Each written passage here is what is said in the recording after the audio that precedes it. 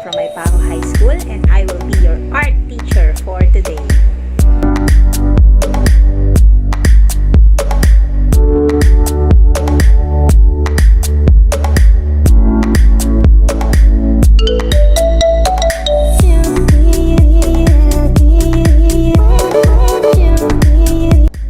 So I'm here to help you to understand what is art and its application and paano natin siya i-assess. Okay?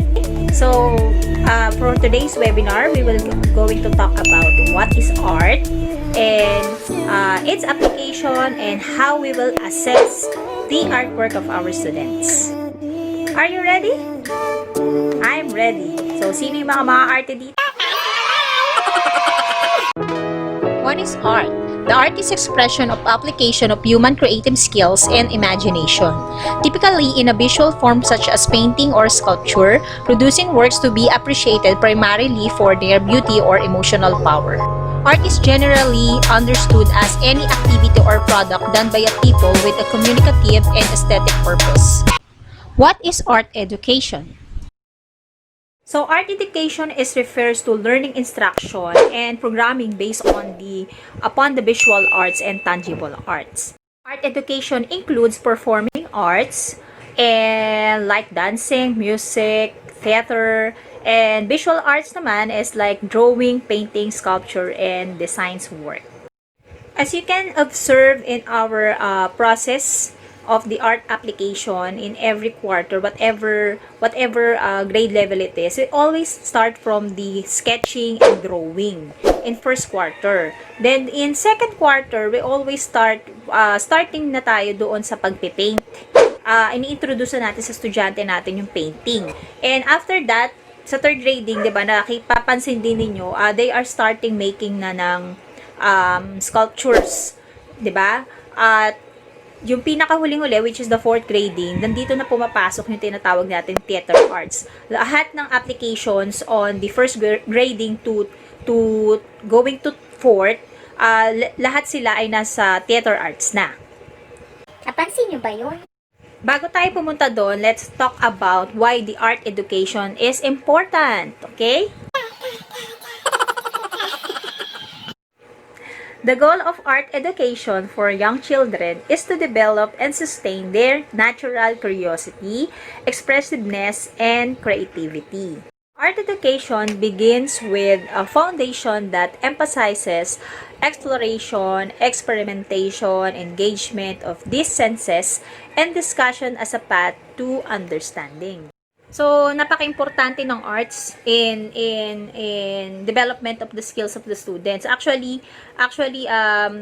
nasakop niya lahat eh. Art developmental skills is the verbal, linguistic, interpersonal, naturalist, logical, spatial, body kinesthetic, interpersonal, and music. Yung art education is meron tayong two classification, which is the performing arts and the visual art. What is visual arts? Visual arts are those creative that we can look at, such as drawing or painting. Visual arts seems to be strongest when used as a tool for academic learning. It is also making art in a highly cognitive process that involve critical thinking, problem solving, and creative thinking. Visual tools can help the students to think. Visual arts are art form that creates primarily for visual in nature, such as ceramics, Drawing, painting, sculpture, printmaking, photography, videography, filmmaking, and architecture. Many artistic disciplines such as performing art, conceptual art, and textile art is also involved in aspects of visual arts as well as arts of the other types. It is also included with the visual arts or the applied arts such as industrial design, graphic design, fashion design, interior design, and decorative art. So, pag sinabi natin discipline, it is a behavior or practice eh. So, ang visual arts kasi ay napakalawak. Sobrang lawak niya.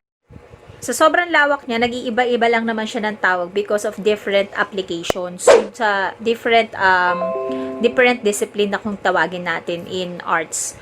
Let us now focus on the visual and the performing para mas ano. Ewan ko bakit ko ba nabanggit pa. So, meron tayong tinatawag na arts discipline. So, sa art discipline, ay na binanggit ko kanina. And we are now focusing on the visual arts. So, sa visual arts, we are now talking about the sketching.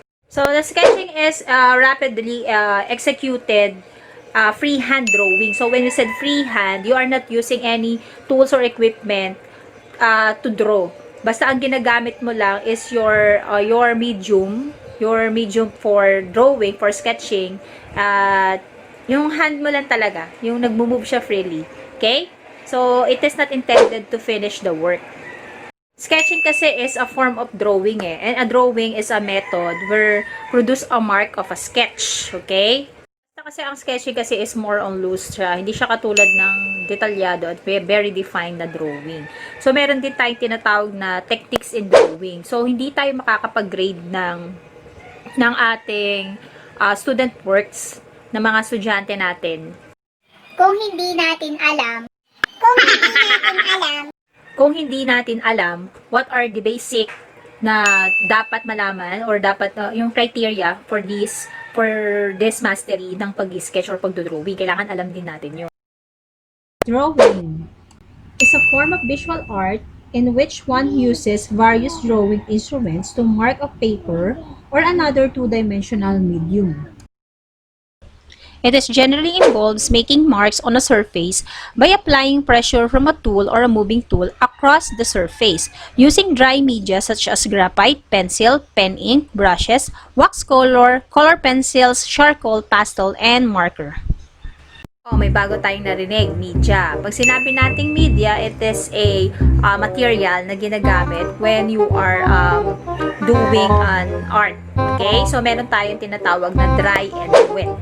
Yung dry, usually, ito nga yung binanggit ko kanina, which is the pencil, the crayons, kasi yung paglalapatan mo or pagsusulatan mo ng drawing mo is, they are both dry. Okay po? So, pag naman wet, you are using paints or acrylic paints, oil paints, watercolor. So, kailangan mo siyang basain. So, that is wet. Pag sinabi natin media, it is a broad group of materials used in arts. Okay?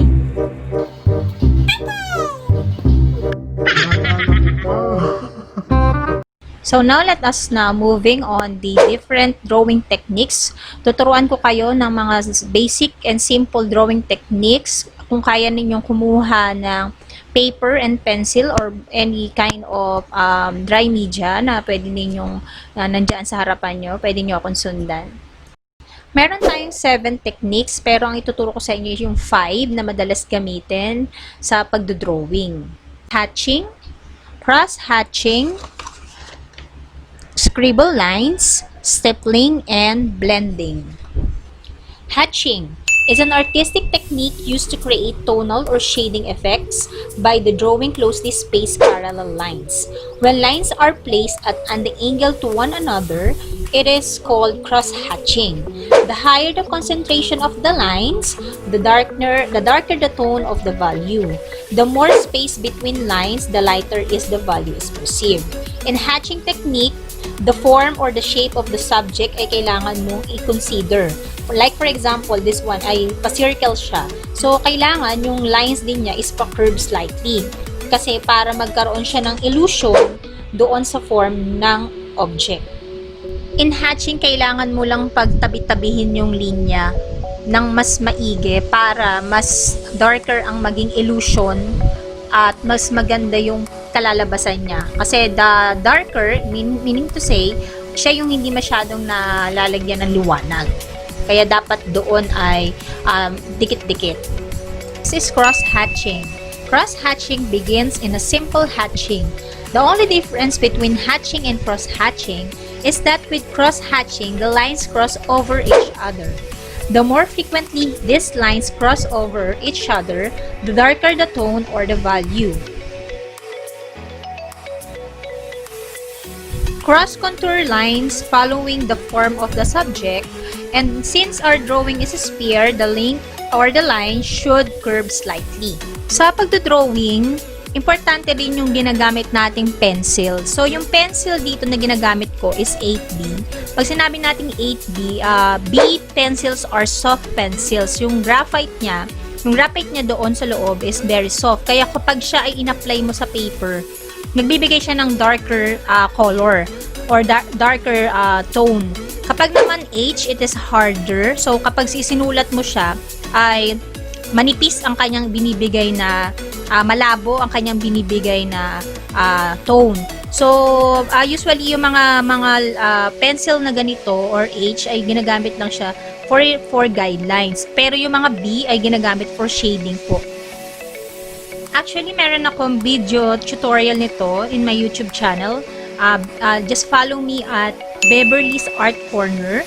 On my YouTube channel, meron ako doon mga drawing and art techniques na itinuturo roon. Mga lahat ng kaartihan ko nandun. Sundan na lang ako ron. Next is scribble lines or scribbling. The quickest way to layer the surface, this is scribble lines or random lines. Same as hatching and cross-hatching, the more frequent we have that cross over each other, the darker the value. So, less pressure will result in a lighter marker. The heavier the pressure will result to a darker one.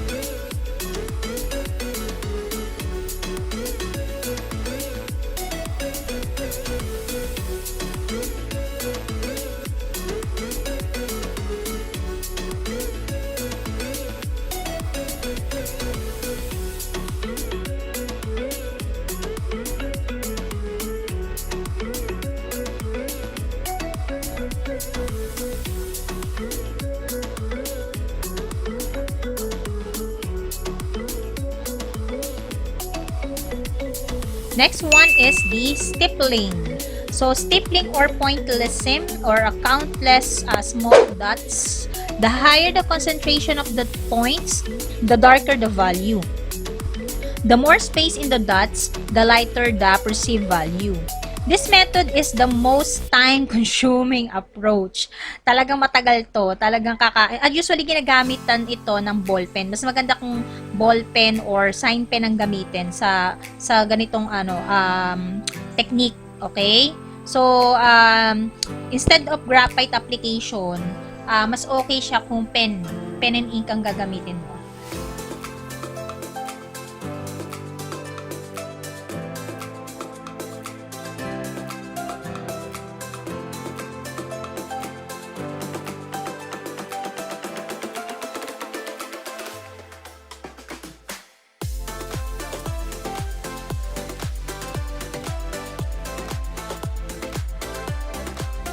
Blending. Blending is start in a circling dust. Graphite is applied in various and different amount of pressure using blending stump or smudging paper. In a circular stroke is where used here. Ito yung ginamit ko. Yan. Ayan po ay smudging paper. So the smudging paper is the control the amount of blending. Bakit ba mas okay gamitin blending stump or smudging paper rather than in our finger? Kasi, simpleng-simple ang sagot. Kasi our finger ay nagre-release po ito ng oil and it will mix with the graphite. So, kapag to ay na-mix in the graphite with the graphite, so, syempre, papangit yung gawa natin. At higit sa lahat, it is difficult to erase the portion na meron nito because of the oil that has been released ng ating fingers. At higit sa lahat, yung smudging paper or the stamping or blending stamp ay mas sharper ang kanyang tip. Kaya mas easier sa atin i-blend. Okay?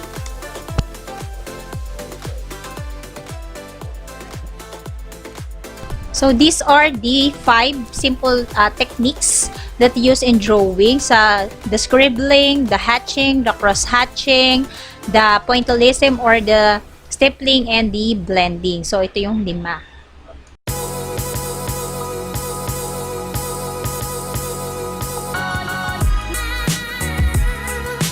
Let us now move on painting. So, painting is another form of art, a practice of applying paint, pigment, color, or other medium to a solid surface called the matrix or support. The medium is commonly applied to the base with a brush, but all other implements such as knives, sponge, and airbrushes can be used. So, what are the painting media na ginagamit in painting? Of course, pag sinabi natin nga kanina, nabanggit ko, di ba? The painting is a form of art that use wet paints. Okay? So, some of those media is the oil paints. So, it is a process of painting with pigment that are bound in a medium of drying oil, such as a linseed oil. Oil ang kanyang pantunaw. Meron din tayong tinatawag na pastel. Yung mga pastel naman ito is a painting medium din naman, kaya lang in form of stick, hindi siya naka-tube. Okay? So, it consisting of pure powdered pigment of a binder. So, the pigment is used in a pastel as the same as those used to produce colored art media, including oil paints. Yan, mga oil paints. So, yung mga oil paints na nabibili natin na naka-stick, pag in-applyan mo yan ng oil, magkakaroon siya ng effects ng wet. Yung para siyang basa na ginamitan mo talaga siya ng oil paints. Okay? Another is the acrylic paint. So, acrylic paint is the fast-drying paint containing the pigment of suspension in acrylic, a polymer emulsion. So, acrylic paints can be diluted with water, but become water-resistant when dry. So, kapag ito po, actually, kapag ginagamit namin ito ng mga estudyante ko, mas mura talaga siya, mabibili mo siya sa mga hardware. Yung mga acrylic paint na to, they are water-based. Kaya lang, once they ay nag-dry na sila, hindi na siya natatanggal. Like for example, kung yung damit mo ay nagpinta ka using, or nag-mural ka using acrylic paints, and nag-dry na siya, hinayaan mo na siya matuyo sa damit mo, hindi na yung matatanggal.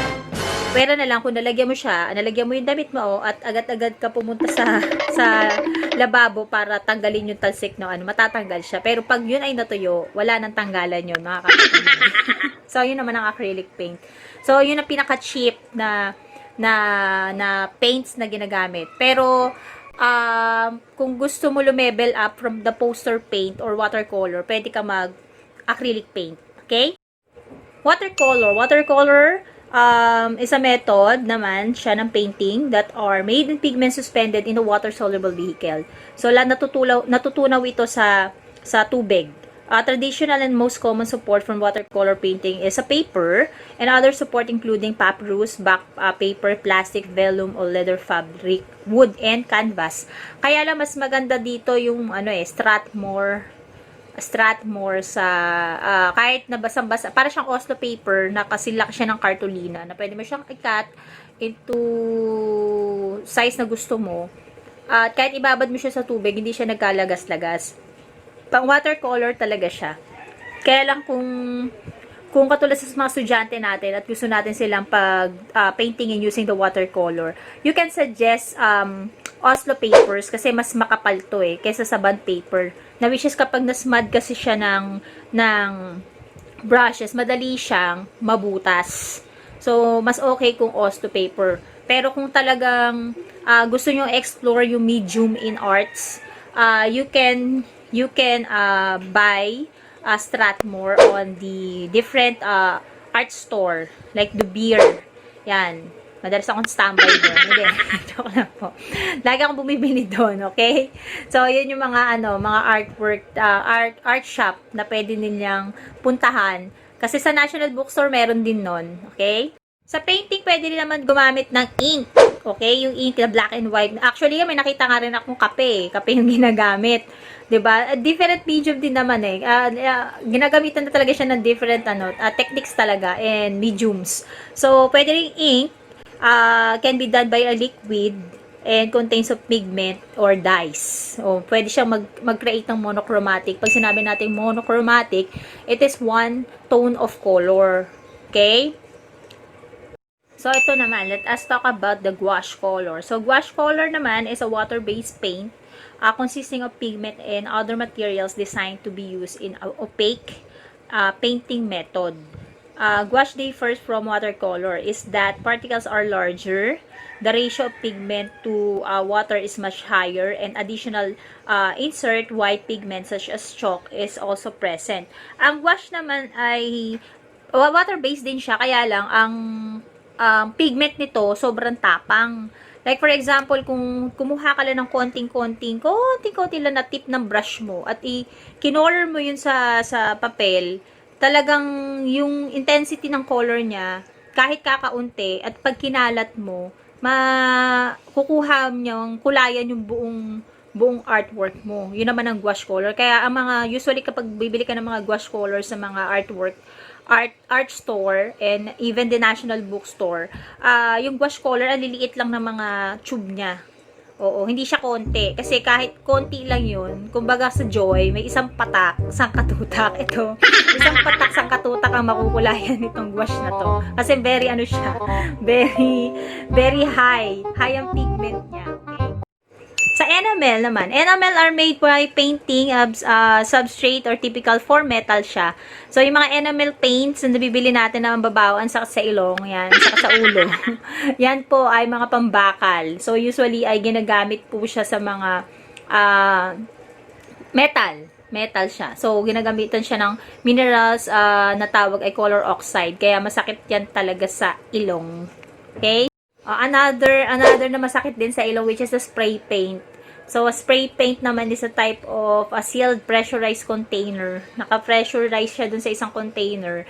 At kapag nirelease mo, magkakaroon siya ng fine spray or mist na tas nagka-create na pwede niya kulayan yung gusto mong artwork. So, yung mga style naman or mga style in painting, marami to.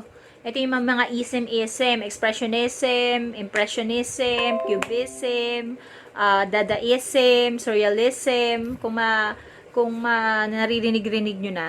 So, this modern Western painting styles na binabanggit ko, those are the revolutionary painting or art group to mga ito. Actually, one of the topic which is the Dadaism and the Cubism ay na-discuss ko in my YouTube channel. Pwede nyo balikan doon. Mahaba kasi mahabang diskusyonan yun. Okay? So, marami pa. Meron nga rin digital painting. Ito naman yung mga using apps and softwares of computers. So, Minsan talaga gusto ko magkaroon ng art workshop. Oo, tas time lahat audience. masarap mag-art, nakaka-relax. Sobra. Para siya form of meditation. Napakaganda niyan. Okay, let us move on the painting techniques. So these are the 12 painting techniques that use in painting. So now let's start on the dry brush. In dry brush, you will see the brush strokes in the paint. So, ginamitan siya ng purong-purong pintura at hindi ito ginamitan ng kahit anong pantunaw para sa pintura or oil man yan or water. Basta isinawsaw yung brush at diniretso doon sa canvas or kung ano man yung pinagdodrawing mo. So, makikita mo yung pinaka-texture ng pinaka-brush kapag siya ay kinulay mo sa iyong pinagdodrawingan. Next is graffito or combing. It is involved painting in a layer of two of paints and then etching into it to create a design and reveal what's under it. Pwede kang gumamit ng kahit anong stylus or any pointed tool na pwede mong ipang-comb doon sa paint para magkaroon siya ng another texture by means of etching. Sa ginawa ko dito, ang ginamit ko ay yung tip nung pinaka-handle ng brush. So, ayan naman siya. Nag-create siya ng another texture. Washing. Washing is diluted by the water. Pinaka-effect nito is yung translucent effect. So, it is used for translucent effect. So, kung gusto mo lang magkaroon ng medyo parang transparent ang dating, just add water on it at wag mo masyadong tapangan yung pinaka kulay nung pangkulay na ginamit mo.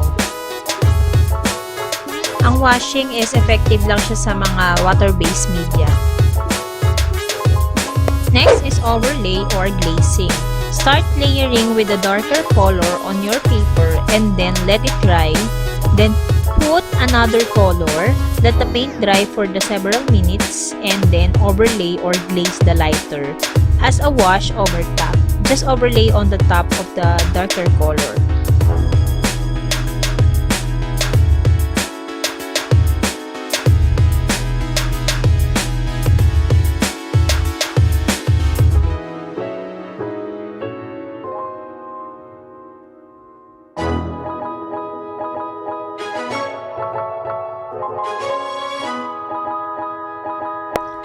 Next one is impasto. Impasto using a palette knife. This one is a palette knife. My palette knife. Instead of brush, you will achieve different texture within the paint.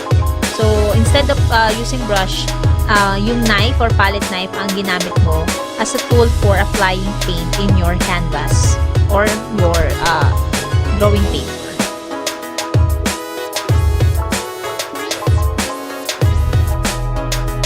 Next is a stencil or stamp. Just apply, sa stencil, just apply a paint through it. And then when you fill it out, of course, you will have your design. Just wash your stencil when you're done. Sa stamp naman, using an engraved stencil, pwede naman siya, yung mga naka-emboss siya, yung mga naka-relief. Just put the stencil or the relief on the paint at yun na yung pantatak mo.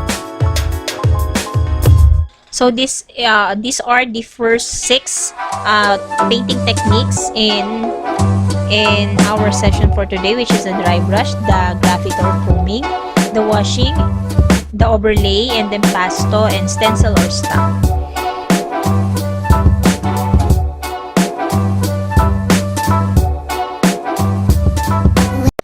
Another painting technique is the dabbing. So, similar process with the watercolor. You are just using sponge in applying the paints instead of brush. Let it dry and apply another color. This technique is best for clouds and trees. So, you can use sponge or a paper towel or cloth. Pwede rin po.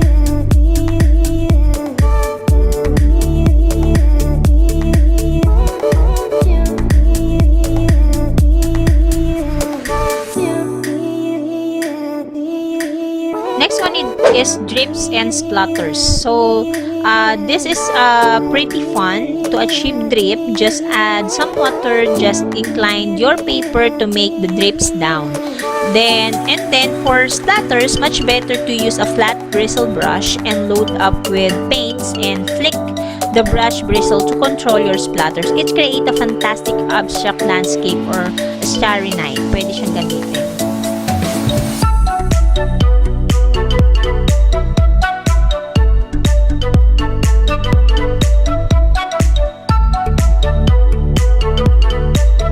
Next one is layered. Layered just referred to a mixing of paint directly on the paper or your canvas, which I'm doing here. Ayan. So, dito na rin ako nagmi-mix.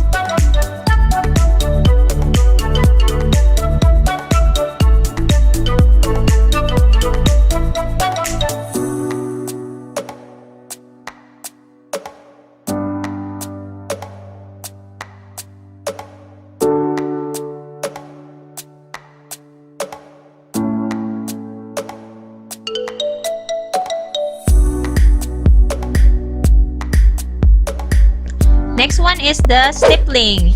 It is often used in drawing. It creates an assembly of tiny dots to create effective way of texture. You can use cotton buds, yan, para mas maayos ang pag-i-stippling, or any kind of pointed brushes, pwede rin po. Just dip your tool on the paint, then ayan, it will create parang siyang pointillism ng drawing technique. Kaya lang sa kanya, paint naman. Next one is detailing. Use a small fine brush to apply details.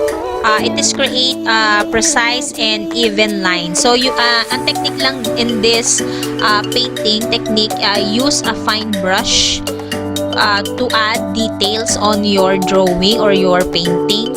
So, ang gagamit ka lang ng pinong brush dito.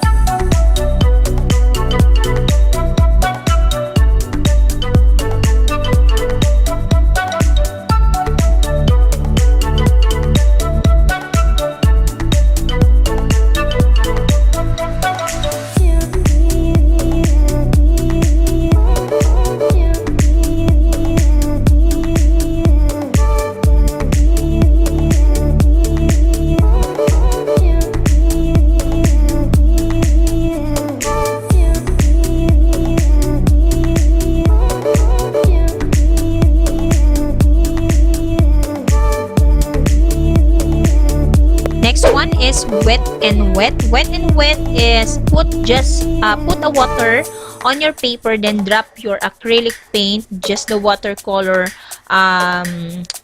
the whole picture of your subject. So, hayaan mo lang siyang kumalat. So, usually, ginagamit siya yan sa mga tubig-tubig na effect para hindi masyado mabigat yung bigay ng kulay. So, that is wet and wet. So, these are the other 6 painting techniques, which is the dabbing, the stippling, the detailing, the wet and wet, the drips or the splatters, and layered.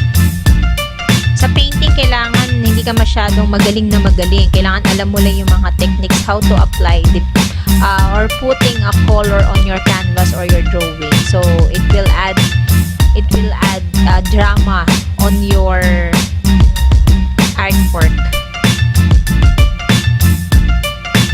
So, meron din tayong tinatawag na sculpture. Sculpture also part of visual arts.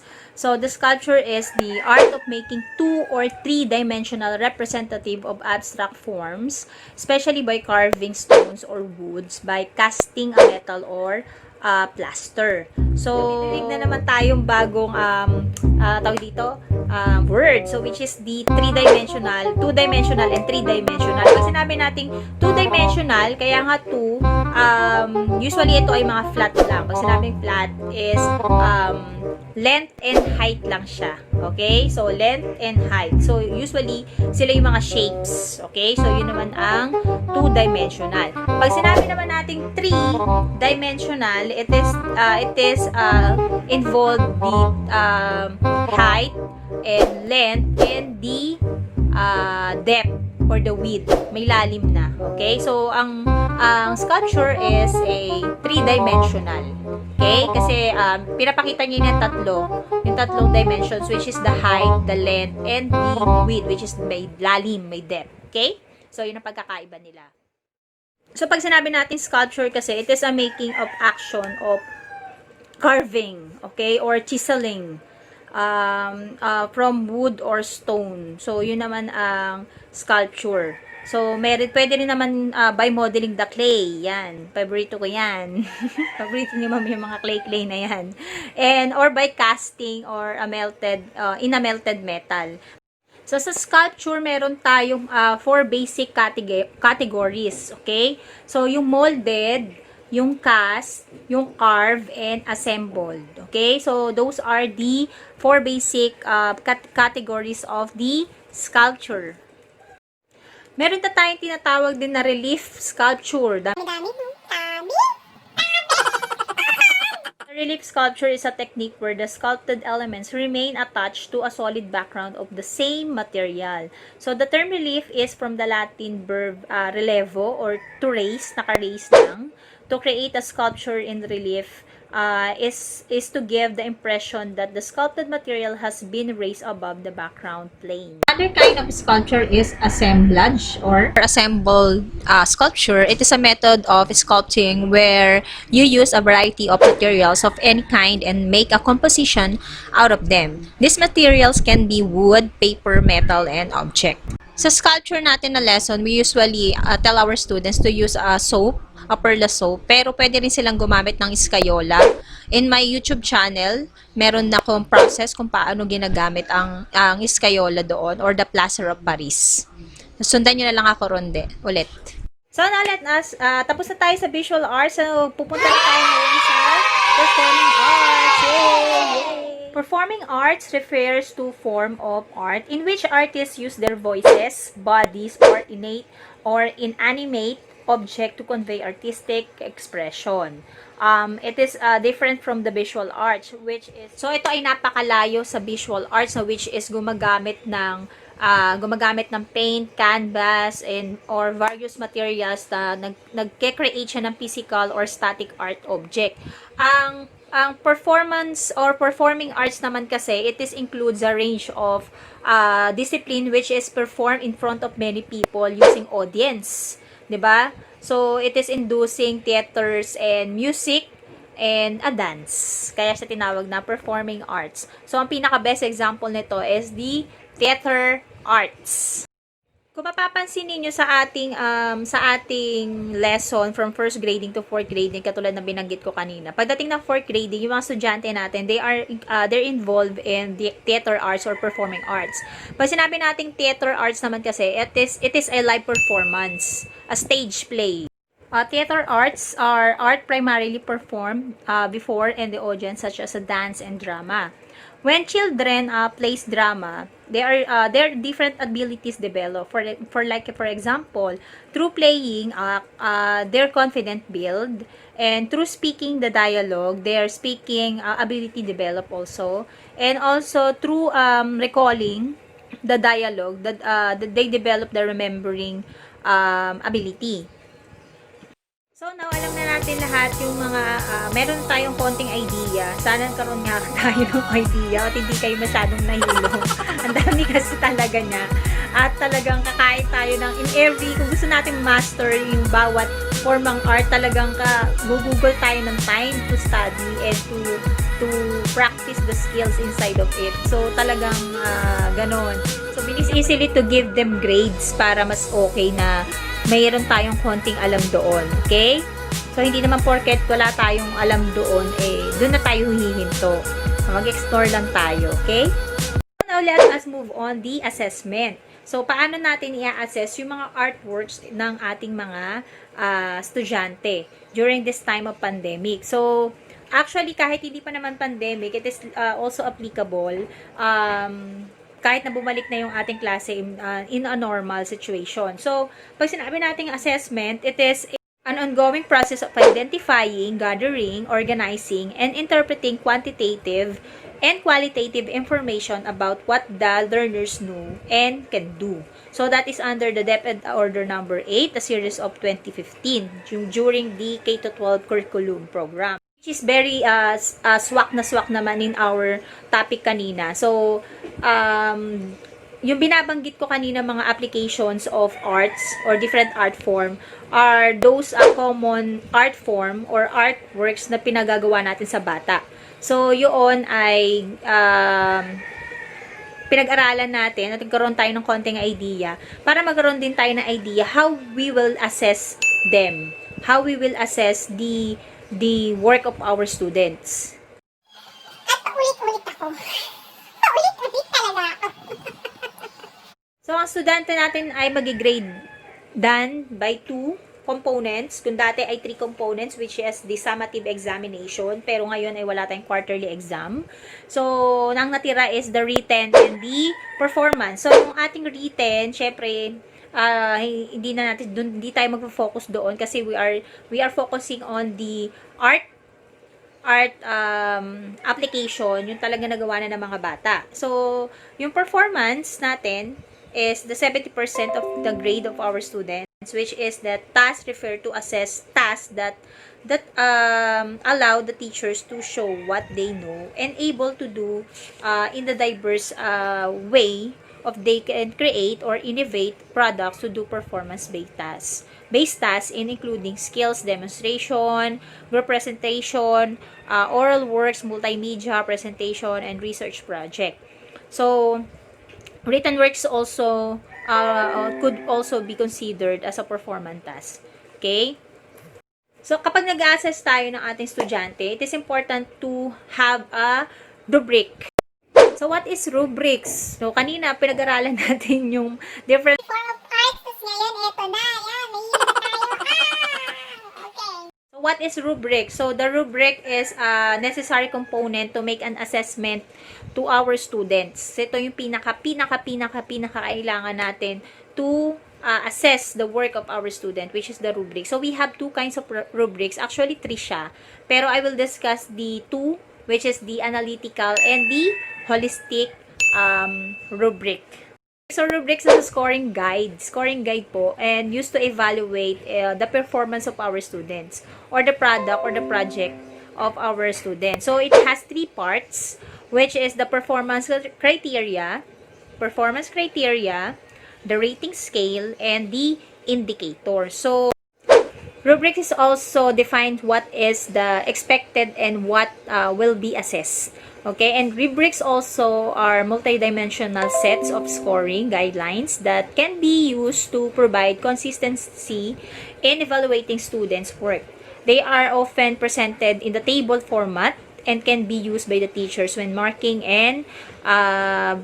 by the students when planning their work. So actually, in our new normal, both parties should cooperate with one another, teacher, parents, school, and also the community. So, ang tatandaan natin mga kapatid ha, teachers need to be creative and flexible in assessing students' learning while adhering to the principle of quality assessment practices. So, in our MAPE, sa ating MAPE, subject, 70% of our students will be graded from the performance. So, we have different kinds of performance. It can be portfolio or even tangible materials, yung talagang gagawa sila. Okay? And so, actually, itong rubrics dapat before giving them an activity or the artwork, dapat ay binibigay na rin natin sa kanila para malaman din nila kung paano sila gigradean. Okay? So, dapat to is posted or presented doon sa mga bata para alam nila at guided din sila kung ano at kung saan sila dapat mo-focus. So, what is holistic? Holistic rubrics gives a student a single overall assessment score for the paper as a whole. So, kung mapapansin natin, kapag tinawag nating holistic, buo siya. Buong buo o all the criterion evaluated simultaneously. So, ang advantage ng holistic is the scoring is very easy and good for summative assessment. Kaya lang ang disadvantage naman ng holistic is does not communicate what is to improve and not good for formative. Kasi pangkalahatan niya ang sinusukat nitong holistic rubric na to. While the analytic is scoring provide the student with the list of rating score for each criterion. So, mas detalyado ang analytic. Detalyado siya. So, kapag sinabi nating analytic, each criterion is evaluated separately. Ang advantage niya is diagnostic information, give formative feedback, link instruction, and adaptable and ability to combine the scores. Kaya lang, ang disadvantage naman nitong analytic is the more time to evaluate when scoring the multiple items. So, yun naman ang kanyang disadvantage. Okay, share ko lang yung rubrics na madalas kong gamitin in sketching and painting, drawing or painting. Okay? So, usually lang naman dyan is yung color, yung materials na ginamit, the time and effort, 'di ba? Tsaka yung creativity. So, isa-isahin ko. Yung color, for example, kung gumamit yung estudyante mo ng ibang kulay or interpret siya ng ibang color. Like for example, kinulayan niya yung puno ng kulay asul, yung mga ganon. So, syempre magiging okay yon kung ang topic ninyo is different kind of classification of painting. Pwede yon kasi meron naman talagang ganon. Usually sa mga abstract, lalo na kapag nag-drawing ka ng malayo sa realidad. Okay? So, pwede siya. Pero hindi lahat palaging pwede. Okay? And also, the materials na ginamit, kung tama ba. So, for example, pag sinabi nating drawing or sketching, pero gumamit siya ng watercolor, 'di ba? Alam naman natin na pag sinabi natin drawing and sketching, they are using dry media. Okay? Yung mga dry media na katulad na binanggit ko kanina. So, ayun na kagad. Meron ka na kagad na key doon kung paano mo siya gigradean. So, of course, the time and effort. So, like for example, kung yung kanyang drawing talaga ay talagang detalyado, maayos, maganda, yung pinakita ko sa inyo mga technique, pinag-combine niya. So, kayo na bahalang maglagay ng criteria, ng scale or grade kung paano. And of course, the drawing per se, yung drawing mismo. So, how well you draw, how well you draw your subject, 'di ba? Are you putting a lot of details or are you putting a few details or you just do basic shape or outline, and some project it's okay pero nga hindi sa lahat ay okay yung mga ganon. Okay? So, of course, the creativity. So, the creativity, did you use your imagination?